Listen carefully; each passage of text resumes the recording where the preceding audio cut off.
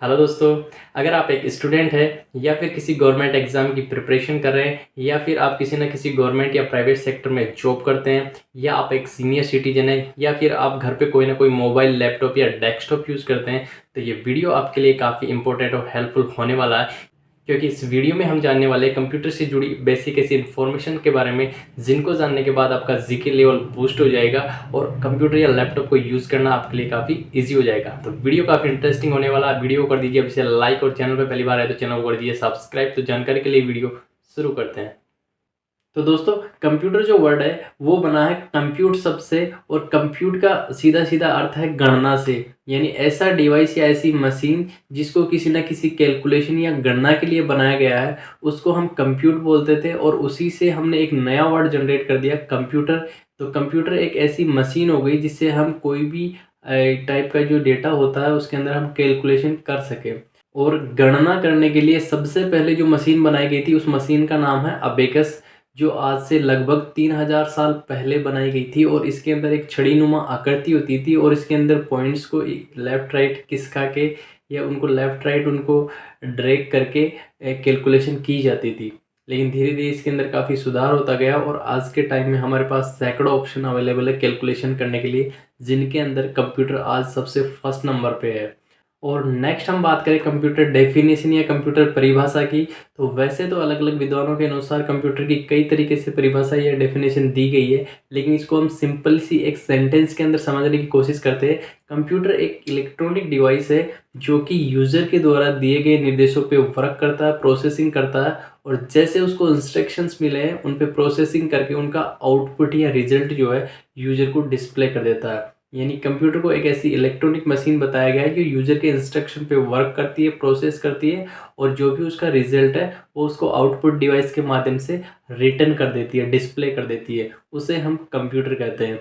और सबसे पहले बात करें, कंप्यूटर को इलेक्ट्रॉनिक डिवाइस हमने इसलिए कहा क्योंकि कंप्यूटर को चलाने के लिए जो सोर्स ऑफ पावर है, यानी जो ऊर्जा की इसको आवश्यकता होती है, वो एक इलेक्ट्रिसिटी के रूप में इसको मिलती है। यानी अगर हम बाइक की बात करें तो बाइक को चलाने के लिए इसमें सोर्स ऑफ पावर पेट्रोल हो गया। उसी तरीके से अगर आप कंप्यूटर को चलाना चाहते हैं, लैपटॉप को चलाना चाहते हैं, तो उसके लिए आपको सोर्स ऑफ पावर के रूप में इलेक्ट्रिसिटी यानी विद्युत को उपयोग करना पड़ेगा। इसलिए हम कंप्यूटर को एक इलेक्ट्रॉनिक डिवाइस बोलते हैं। और यूज़र कोई भी व्यक्ति हो सकता है जो कंप्यूटर को यूज़ कर रहा है, चाहे वो उसके अंदर कोई इन्फॉर्मेशन क्रिएट कर रहा हो, डेटा एडिटिंग कर रहा हो, इन्फॉर्मेशन को शेयर कर रहा हो, इंटरनेट यूज़ कर रहा हो, कोई सा भी एक्टिविटी या वर्क वो कंप्यूटर लैपटॉप पे कर रहा है, तो उसको हम एक कंप्यूटर यूज़र बोल सकते हैं। और नेक्स्ट हम बात करते हैं कंप्यूटर वर्किंग सिस्टम की, यानी कंप्यूटर जो है किस तरीके से वर्क करता है। तो उसके अंदर हम 3 स्टेप्स के अंदर इसको इजीली समझ सकते हैं। सबसे पहले होता है कंप्यूटर के अंदर इनपुट सिस्टम।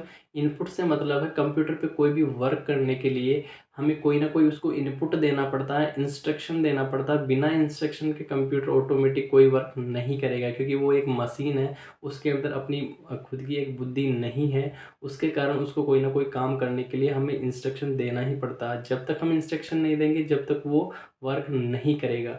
तो सबसे पहले हमें कंप्यूटर पे कोई भी कार्य करने के लिए उसको इनपुट टाइप करना है, उसको इनपुट देना है कि हमें अगर हमारा नेम कंप्यूटर में टाइप करना है तो उसके लिए हमें सबसे पहले इनपुट देना पड़ेगा। इनपुट डिवाइस के थ्रू हमारा नेम टाइप करना पड़ेगा या फिर हम वॉइस से उसको रिकॉग्नाइज कराएंगे, उसके बाद हमारा नेम कंप्यूटर में टाइप होगा। तो सबसे पहले हमें इनपुट देना है और जो हमने इनपुट दिया है उसके ऊपर जो सीपीयू होता है वो डेटा की प्रोसेसिंग करेगा।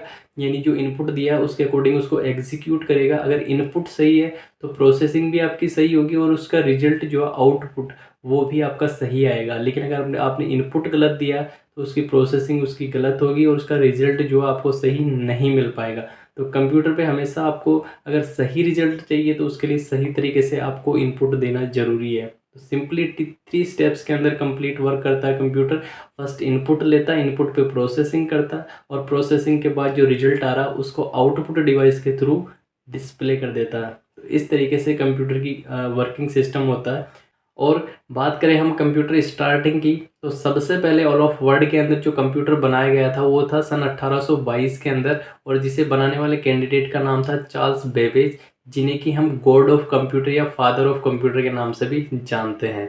इन्होंने सबसे पहला कंप्यूटर बनाया था और जो पहले स्टार्टिंग के कंप्यूटर थे उनके अंदर काफ़ी सारी अलग डेफिनेशन थी, उनके अंदर उतनी प्रोडक्टिविटी या उतनी प्रोसेसिंग कैपेसिटी नहीं थी, उनको रखने में काफ़ी सारी प्रॉब्लम आती थी। यानी इतने बड़े बड़े कंप्यूटर होते थे जिनको अगर हम अलग अलग कैटेगरी या श्रेणी के अनुसार अगर डिवाइड करें तो वो काफ़ी अलग अलग टाइप के होते हैं।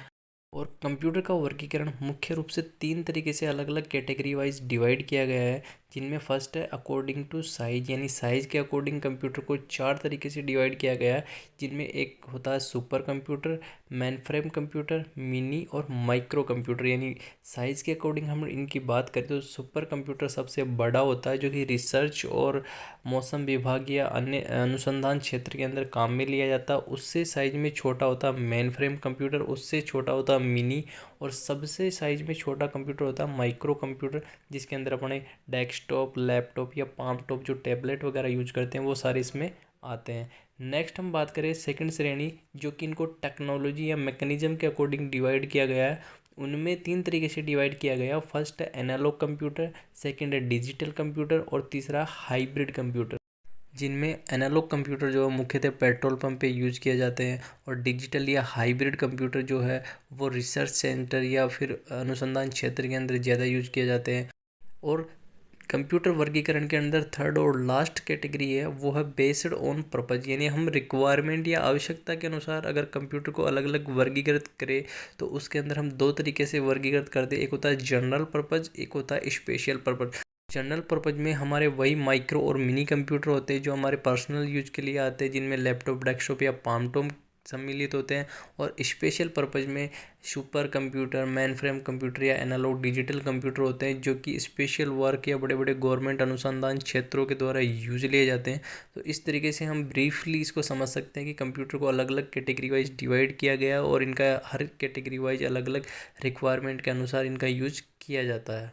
तो उम्मीद करते हैं ये वीडियो आपके लिए काफ़ी हेल्पफुल रहा होगा। तो वीडियो को ज़्यादा से ज़्यादा शेयर करें, साथ ही चैनल पर पहली बार है तो चैनल को सब्सक्राइब कर दिए, क्योंकि ऐसी जेन्युइन और हेल्पफुल वीडियोज़ आपको यहाँ पे मिलती रहती है। धन्यवाद।